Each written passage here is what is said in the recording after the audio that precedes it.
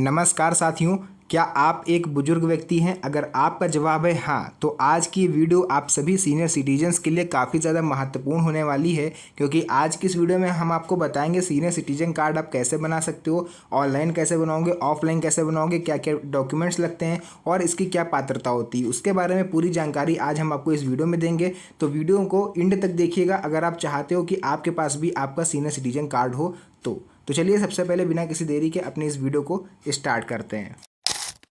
तो यहाँ पर आप लोग को लेकर के आ चुके हैं सबसे पहले अपने मोबाइल फ़ोन की स्क्रीन पर, और यहाँ पर आप लोग को थोड़ी सी जानकारी दे दें वरिष्ठ नागरिक कार्ड के बारे में, आखिर ये होता क्या है और इसको बनवाने के लिए क्या क्या आपकी जो पात्रता है वो लगती है। देखिए, वरिष्ठ नागरिक कार्ड एक आधिकारिक पहचान पत्र होता है जो राज्य सरकारों के द्वारा 60 वर्ष या उससे अधिक उम्र के नागरिकों को जारी किया जाता है। अगर आपके परिवार में भी कोई ऐसा व्यक्ति है जो 60 साल की एज को क्रॉस कर चुका है, आपके मम्मी पापा, आपके मामा मामी, चाचा चाची या कोई भी रिश्तेदार ऐसा हो जो 60 साल की एज को क्रॉस कर चुका है, तो उसके साथ अभी इस वीडियो को जरूर शेयर करें ताकि वो लोग भी इस योजना का लाभ ले पाएं। यह कार्ड यह प्रमाणित करता है कि आप वरिष्ठ नागरिक हैं और इसके आधार पर आपको विभिन्न सरकारी योजनाओं जैसे कि स्वास्थ्य सेवाओं, यात्रा रियायतों और अन्य लाभों में आप सभी को प्राथमिकता दी जाती है। सभी को मतलब जो पात्र व्यक्ति हैं उनको, ठीक है, क्योंकि ये वरिष्ठ नागरिक कार्ड भी सभी का नहीं बनता है, ये केवल उन बुजुर्गों का बनता है जो पात्र होते हैं।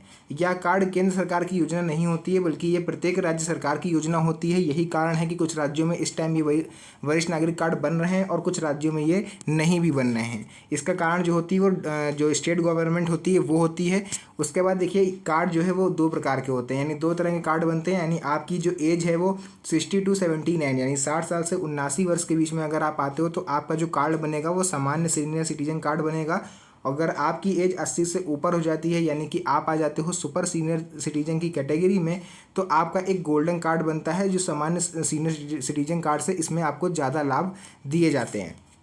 अब आपको हम बताएंगे दूसरे नंबर पर कि वरिष्ठ नागरिक कार्ड के लाभ क्या हैं। अगर आप ये कार्ड बनवा लेते हो तो आपको किस किस तरह के लाभ जो है वो मिलते हैं। देखिए, सरकारी योजनाओं में आप सभी वरिष्ठ नागरिकों को प्राथमिकता मिलती है, यानी विभिन्न सरकारी योजनाओं में आवेदन करते समय प्राथमिकता आपको मिलेगी।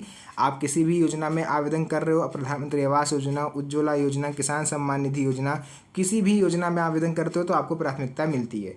चिकित्सा सेवाओं में सुविधा, अस्पतालों में भीड़ होने पर यह कार्ड दिखाकर आप प्राथमिकता से इलाज करवा सकते हो और कोई भी जो कर्मचारी है वो आपको लाइन में लगने को नहीं कहेगा। साथ ही साथ आपको यात्रा रियायतों के बारे में बता दें तो रेलवे, बस, एयरलाइंस में वरिष्ठ नागरिकों के लिए छूट और रियायतें भी मिलती हैं।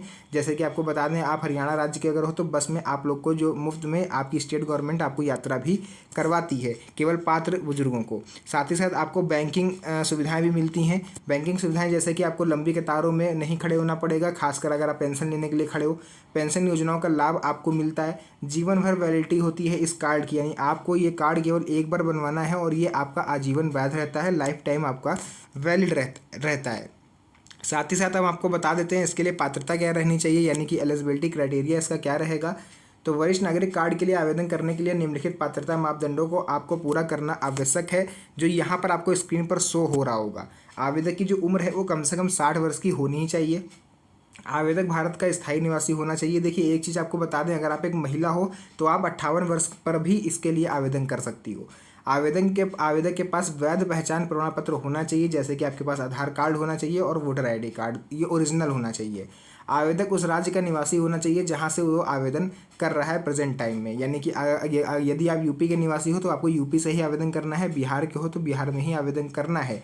ऐसा नहीं कि आपकी जो ज़मीन है, आपका जो गांव है वो बिहार में है और आप इस टाइम लखनऊ में रह रहे हो तो आप यहाँ से आवेदन कर दो। देखिए, अगर आपको यहाँ पर रहते हुए 10 साल से ऊपर हो गए तो आप अपने वर्तमान पते पर इसको मंगवा सकते हो, लेकिन अगर आप केवल साल 2 साल से ही रह रहे हो तो आपको अपने पुराने पते पर ही मंगाना चाहिए जहाँ आपका मूल निवास स्थान हो वहाँ पर।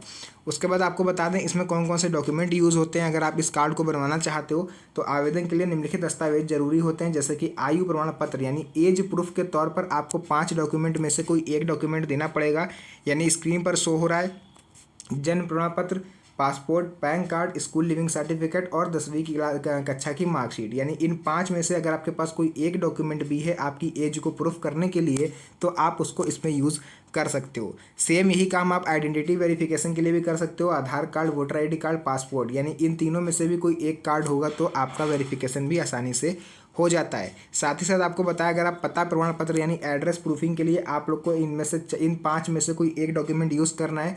राशन कार्ड आप यूज़ कर सकते हो, बिजली का बिल यूज़ कर सकते हो, पानी का बिल यूज़ कर सकते हो, बैंक पासबुक, आधार कार्ड। तो इससे आपकी जो पहचान है और आपकी जो एज है वो सत्यापित हो जाएगी। पासपोर्ट साइज फ़ोटो आपको अपनी निकाल कर रख लेना है, जो हाल की हो, यानी 3-4 महीने के अंदर की फ़ोटो होनी चाहिए। ज़्यादा पुरानी फ़ोटो भी आपको यूज़ नहीं करनी है। अब हम लोग बात करते हैं उस चीज़ का जिसका आपको बड़ी बेसब्री से इंतज़ार था, इसका आवेदन प्रोसेस।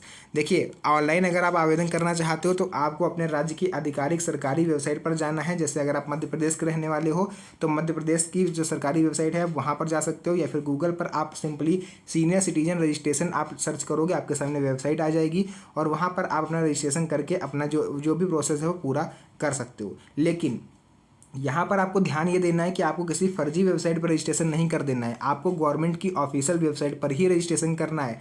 आपसे नहीं हो सकता है तो आप जाके सीएससी सेंटर पर करवा लो। साथ ही साथ जो भी डॉक्यूमेंट मैंने आपको बताया पहले से स्कैन करके आपको रख लेने हैं, उसको आपको अपलोड कर देना है। आवेदन शुल्क वैसे तो नहीं लगता है, लेकिन कुछ राज्यों में 100 रुपये तक ले लेते हैं, तो वो आपको अपने राज्य के हिसाब से सबमिट करना है। आवेदन जमा करने के बाद आपको रसीद या रजिस्ट्रेशन नंबर मिलेगा, उसको आपको संभाल कर रखना है ताकि भविष्य में आप अपने आवेदन जो आपने करा है उसको आप ट्रैक कर पाओ। आवेदक के 15 से 30 दिनों में कार्ड आपके घर पर डिलीवर हो जाएगा। यानी अगर आप ऑनलाइन प्रोसेस अपनाते हो तो 15 से 30 दिन यानी टोटल महीने भर का समय लगेगा और ये कार्ड आपके घर पर डिलीवर हो जाएगा, खुद ब खुद बन के आ जाएगा जैसे ही अप्रूव्ड होगा। उसके बाद ऑफलाइन आवेदन अगर आप करते हो तो देखिए, नज़दीकी तहसील कार्यालय या जनसेवा केंद्र पर आप जाके करवा सकते हो। एक फॉर्म आपको मिलेगा वहाँ पर, उस फॉर्म को भर दीजिएगा, जो भी डॉक्यूमेंट है आपको साथ में पिनअप कर देने हैं। आवेदन शुल्क यदि लागू हो तो आप जमा कर दीजिएगा। वैसे भी अगर आप ऑफलाइन करवाते हो तो 40 से 50 रुपये आपसे वैसे भी वो लोग ले लेते हैं। फॉर्म जमा करें और एक आपको रसीद मिलेगी। लेकिन यहाँ पर एक चीज़ थोड़ी आपको जो ध्यान देने योग्य ये है कि अगर आप ऑफलाइन का रास्ता चुनते हो तो आपका जो कार्ड है वो लगभग 2 महीने तक भी लग सकते हैं आपके घर पर डिलीवर होने में, क्योंकि ऑफलाइन का जो प्रोसेस होता है उसमें वेरिफिकेशन काफ़ी देर में होता है। ऑफलाइन प्रक्रिया में ऑनलाइन की तुलना में अधिक समय लग सकता है। उसके बाद आपको बता दें आवेदन शुल्क और इसकी वैधता। अधिकांश राज्यों में इसका आवेदन पूर्णतः निःशुल्क होता है। कुछ राज्यों जैसे कि उत्तर प्रदेश और मध्य प्रदेश में 100 रुपये तक लग सकते हैं।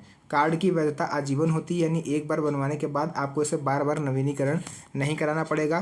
कार्ड मिलने के बाद इसके उपयोग भी आपको बता देते हैं क्या आपको उपयोग करना है। कार्ड मिलने के बाद सरकारी अस्पतालों, रेलवे स्टेशन, बस स्टैंड आदि पर एक कार्ड दिखाकर आपको प्राथमिकता मिल जाएगी।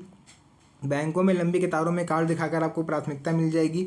यात्रा के दौरान ट्रेन, बस और एयरलाइंस में भी आप छूट का लाभ उठा सकते हो। विभिन्न सरकारी योजनाओं में आवेदन करते समय कार्ड की फोटोकॉपी अगर आप साथ में लगा देते हो तो आप जिस भी योजना के लिए आवेदन कर रहे हो उसमें आपको वरीयता पर लाभ दिया जाएगा। साथ ही साथ आपको यहाँ पर बता दें इस कार्ड से रिलेटेड कुछ महत्वपूर्ण बातें। आवेदन फॉर्म भरते समय सावधानी बरतें, कोई गलती होने पर फॉर्म प्रोसेस नहीं होगा, यानी आगे नहीं बढ़ेगा। यदि ऑनलाइन आवेदन आप करते हो तो आपको रजिस्ट्रेशन नंबर को सुरक्षित रख लेना है। आवेदक की स्थिति ऑनलाइन या संबंधित कार्यालय से समय समय पर जांचते रहें, क्योंकि अगर आप एक बार आवेदन करने के बाद खाली बैठ जाते हो तो फिर आपको थोड़ा इस पर प्रॉब्लम हो सकता है। अगर वेरिफिकेशन कहीं पे अटक गया तो आप उसे जान नहीं पाओगे कहाँ गलती हुई और आप इंतजार ही करते रह जाओगे। यदि कार्ड मिलने में देरी हो तो नज़दीकी कार्यालय या फिर जहाँ से भी आपने वो फॉर्म लिया था या जहाँ से भी आपने ऑनलाइन आवेदन करवाया था वहाँ पर जाके तुरंत संपर्क करें। अगर बताया गया समय से ज़्यादा का समय लग रहा है तो 80 वर्ष से ऊपर के वरिष्ठ नागरिकों के लिए अलग गोल्डन कार्ड होता है जिसमें अतिरिक्त लाभ मिलते हैं। इस विषय पर मेरी नेक्स्ट वीडियो आने वाली है, तो अगर आप नए हो तो चैनल को अभी से सब्सक्राइब कर लीजिए अगर आप उस वीडियो को देखना चाहते हो तो फिलहाल जो भी जानकारी थी मैंने पूरा क्लियर बता दिया। वीडियो पसंद आई तो वीडियो को लाइक करके चैनल को सब्सक्राइब जरूर करें, क्योंकि ऐसी वीडियोज़ यहाँ पर आपको मिलती रहती है। तो मिलेंगे आप सभी से नेक्स्ट वीडियो में एक और अच्छी इंटरेस्टिंग मज़ेदार वीडियो के साथ। तब तक के लिए धन्यवाद। जय हिंद।